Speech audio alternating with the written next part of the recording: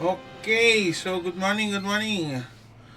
Happy Election Day guys sa mga taga Philippines dyan.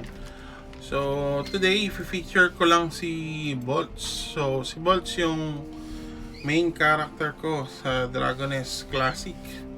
Bakit Bolts? Kasi Bolts yung pangalan ng character ko way back nung college eh. So very nostalgic talaga tong laron to. So pagka kagaya ko kayo, naglaro nung college days, maalala nyo yung mga karakter nyo na pag nagraran kayo, nag-grind. Ang tagal pa mag-load ng PC sa com shop.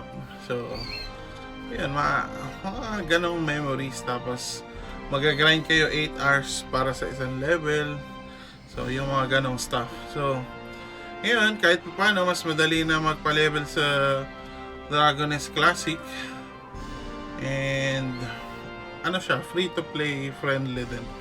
So kung hindi nyo kaya mag-spend, pwede kayong makasabay. Kung magfa-farm lang kayo, mag-grind kayo, makakasabay din kayo sa mga whale eventually.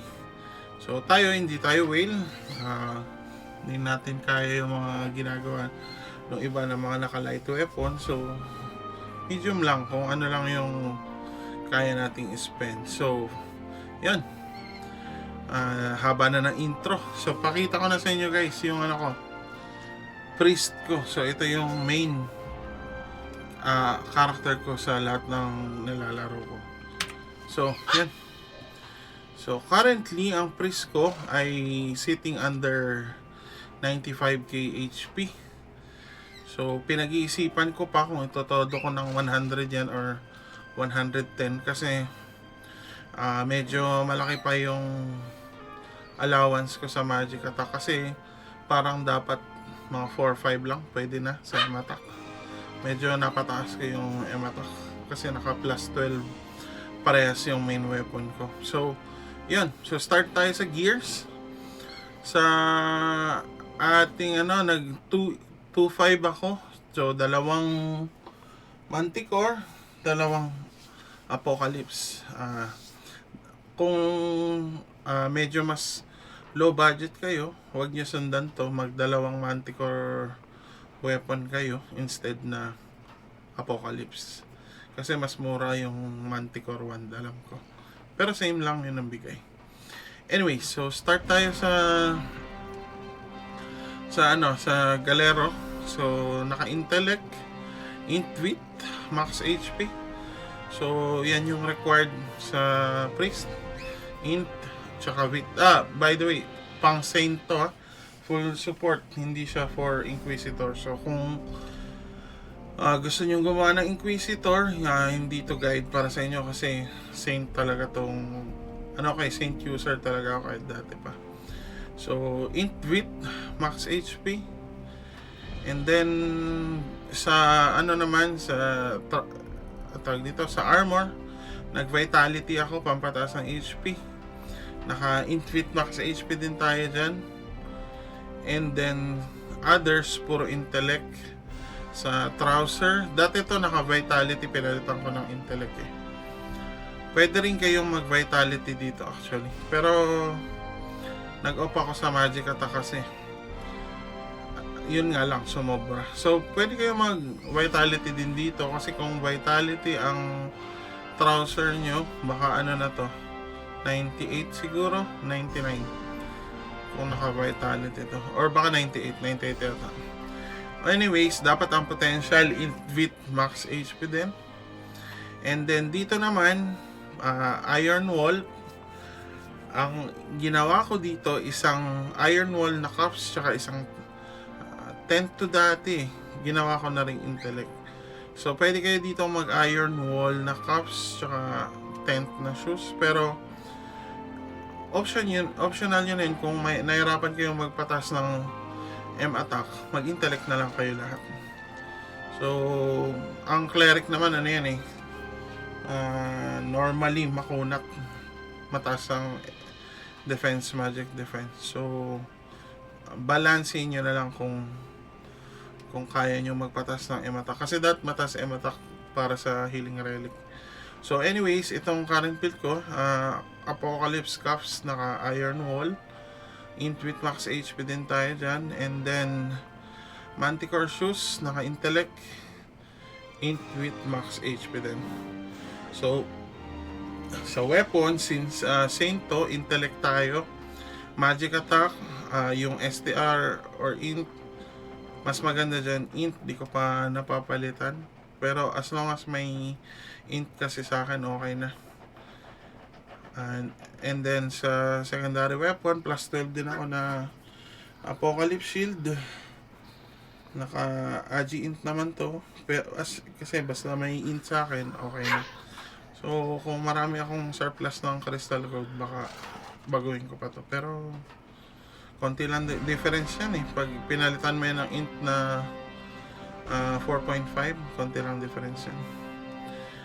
Next, sa accessories naman, naka intellect Sylvia ko, int with max HP ang potential, tapos ang stats int with 2 stat din. So tip dito, pag bibili kayo ng ring, ng accessory, huwag kayo bibili ng Friday, kasi Friday mataas ang presyo niyan. Bili kayo Saturday or Sunday, kasi Saturday, Sunday, bagong farm ang mga tao, mura ang accessory. So ano lang kayo, wait lang kayo ng tamang days ng pagbili. So next, ito din, intellect Sylvie, int with din, int with max HP. Tapos sa ating ring, Magic Sylviana, Magic Attack int, and then ganun din dito sa kabila, Magic Attack int.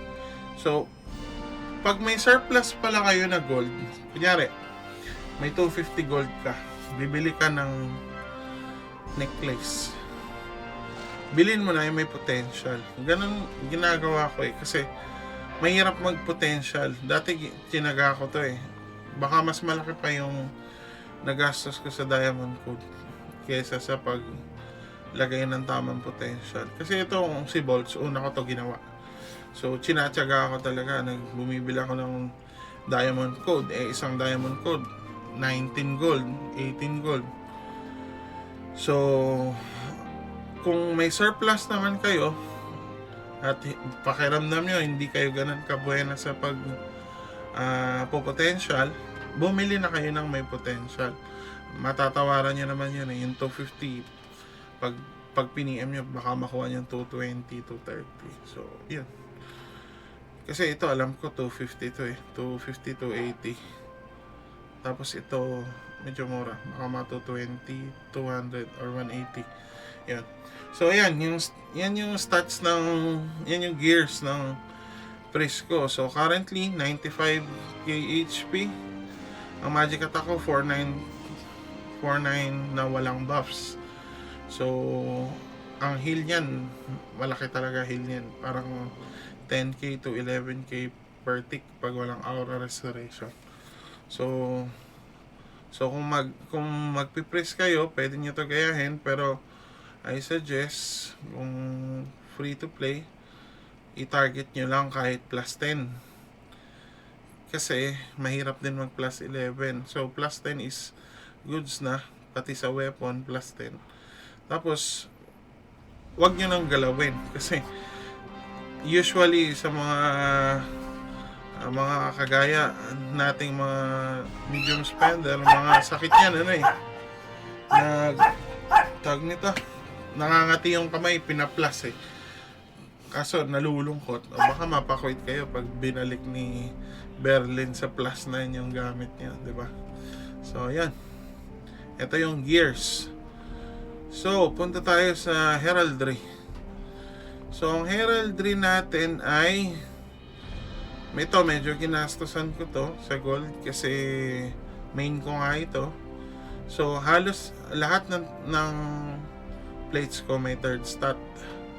So ito yung recently na binago ko, magic attack Vit sa magic heraldry, tapos int Vit din sa intellect.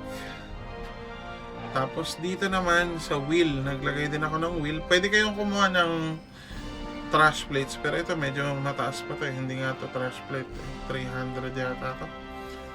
So, VIT din. So, meron akong tatlong VIT dito. Tapos, ito naman, iron Wallcom. Naka-int. Ang life VIT ko, naka-VIT. Naka-max HP VIT. Tapos, ang tent ko, naka-int din. Ang health ko, naka-int din. Ang dauntless ko, naka-int din. Tapos, ang blessed ko, naka-VIT. Ito yung bago kong lagay yesterday. Tapos, itong restraint ko, naka-VIT. At saka itong shock ko, naka-int. So, since 4920 pa to, baka gawin ko lang tong 48. So, baka magpalit pa ako ng heraldry. Kung alin ang pinakamura sa wheel, sa shock, at saka sa dauntless, kung ano pinakamurang may VIT. So, yun yung ipapalit ko. So, ayun, yun ang plates. Sa skills naman, ito required ka ng Cure Relic, cooldown, heal, cooldown, healing relic, cooldown, at saka miracle relic, cooldown. So, kung hindi mo kaya ng orange plates, kasi OP ng orange plate ngayon, ito nga, nung binili ko to, 600 pa? 650. 500 kasi natawaran ko, pero inaalok niya 650. Kasi OP ng plate na to, healing relic. Ito nga ginagawa ng iba, nagpa-farm sa DTMI, baka makachama ng healing relic sa Gold Money. Ito medyo mura to, mga 290G, 200G. Tapos ito mga 90, nagka-fluctuate eh, minsan 90, minsan 50. Ito mura lang kasi madaling hanapin ang miracle relic. Kahit di mo mabilin to, ma-farm mo to pag nag-FIC ka. So itong tatlo required. Okay? Kasi napakahalaga niyan as full support. Tapos itong skill na heraldry, balak ka ng trip mo. Kasi ako, nakita ko lang itong maganda tingnan eh. Di nilagay ko. Yan. So, ayan yung ano natin. Yung full heraldry build. So, yan. Baka palitan ko lang yung dalawang int pa. Gawin ko ang VIT para mag 100k yung HP ng priest ko. Tapos, sa costume, wala namang set bonus to. Ito, pre-reg lang din to. So, pag naisipan kong gumastos ng konti, kukunin ko yung tail. Kasi, ang laki na bigay sa stat nun tail. Parang 65 each. Kaya baka kunin ko yung tail. Yung wing naman, meron na ako. Ang difference lang yan, plus ano lang eh. Plus 50 lang yata, plus 40. So baka di ko rin kunin yung wing. Yung tail kasi plus 65 each yun. So maganda siya ilagay sa priest. So parang ano ka nun, parang 1.5 na third stat na plate ka na. Kaya okay din pag gagastosan. Pero pag hindi ka naman gagastos, hindi rin naman required. Kasi may mga kaibigan din ako na gumawa ng priest, plus 10 set lang, plus 8 set. Maganda na din naman yung heal. Hindi nga lang ganun kataas, pero okay din yung heal. So ayun, yan yung gears, yung heraldry, costume, yung mount, ano lang yan, ano ko yan eh, parang throwback yan. Kasi nung college days, syempre hindi naman tayo, wala pa tayo work. So, hindi natin mabili-bili yan. So, nung ngayong may work, binili na natin. Ano yan eh. Parang dream mo yan nung college na bilhin yung phantom na mount. Though wala siyang special sa kanya. Speed increase lang. Hindi kagaya ng ibang mount na may action stuff. Pero maganda siya. Ewan ko, favorite ko eh. So, bias ko na yan dito. Sa mount. Okay? So, ayan. Yan si Bolts. So, punta tayo sa skills. Sa cleric. Sa cleric, ang required sa cleric, ito, syempre, heal, block, Required tong sliding step, pandage mo kahit pa paano. Required ang toughness, required ang air elevation, required ang physical mastery, required ang aura restoration. Ang mental mastery at saka mind conquer, pwede to level 1 lang both. Naka level 3 lang ngayon yan sa preset ko, pero pwede ang level 1 both, tapos lagay mo yung extra skill point sa charge bolt, sa holy bolt, para may extra damage ka kahit paano. Kasi kailangan din dumamage ng saint, hindi lang pure na maglalaglag ka. Sorry, medyo maingay yung aso ko. May anak eh, pag nakakita ng aso nagagalit eh. Anyway, so punta tayo sa priest. So ang required sa priest dito sa 3 na sa right 3, required yan lahat. So required tong 1 mastery, required lahat ng buff, blessing of light, protection shell, max yan, striking max yan.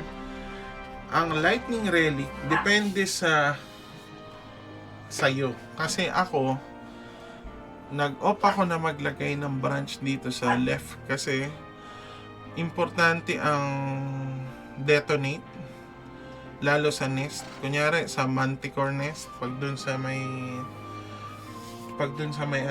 sa may medusa. So pag nagtaas ng kamay yun, kailangan mo siyang i-cancel. So ang isang way doon is chain lightning detonate mo siya bago maglabas ng swords. So importante to. And pag hindi mo yun magawa, pag kunyari wala kang kasama EL, ikaw lang pwede mag-detonate, hindi mo na magawa, tapos kasama mo dalawang bowmaster or acro, delikado yung TPS mo kasi masyado silang malambot, di kaya sustain yun kahit normal. Actually namamatay sa ganun. So ang skill build ko, level 1 lang lahat hanggang detonate. Tapos level 1 na Grand Cross para makuha ko tong Holy Burst na minax ko. Kasi parang ito yung main damage ko, Holy Burst, pag mag-farm sa FIC o kaya sa NES. Kahit pa paano may naambag akong DPS sa Holy Burst. And then dito naman level 1 lang ang Lightning Relic. Level 1 lang din ang Cure Relic. Kasi ang Cure naman, tingnan mo yung next level. Ang next level niya is mag-i-increase lang ng light attribute attack. So, hindi yan beneficial masyado.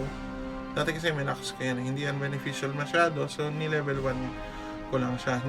Kung ang next level niya is mababawasan yung cooldown or maglalas siya ng mas matagal, i-max ko to. Kaso, light attribute lang nabigay yung increased eh. So, next, syempre, healing relic. Max yan, kasi kailangan yan. And then next is ang bind relic, level 1 lang, hindi rin to required i-max. And then ang SS natin ay miracle relic. So miracle relic, napaka useful niyan pag nasa boss or boss stage, kasi may buff yan na damage reduction, magic tsaka physical. So makaka-help yan sa support mo mag-sustain ng damage.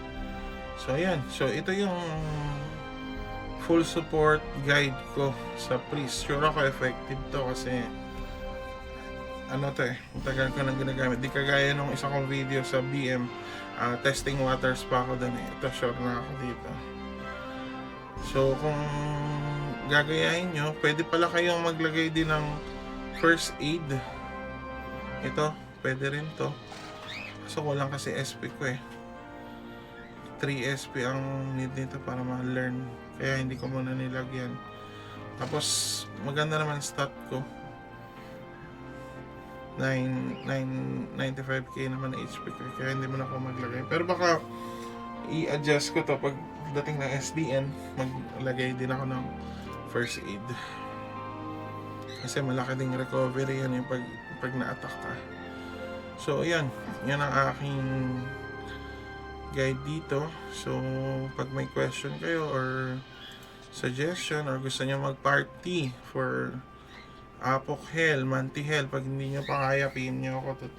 Tulungan namin kayo kasi may mga other guild members din ako sa Jollibee na pwede nating ma-recruit para mag-run tayo ng next. Kasi yung iba may service fee pa eh. Kasi marami rin, alam ko marami rin naglalaro ng Dragon Nest na walang tropa. Ay, mag-isa lang naglaro. Mahirap kasi yung laruin to ng wala kang guild.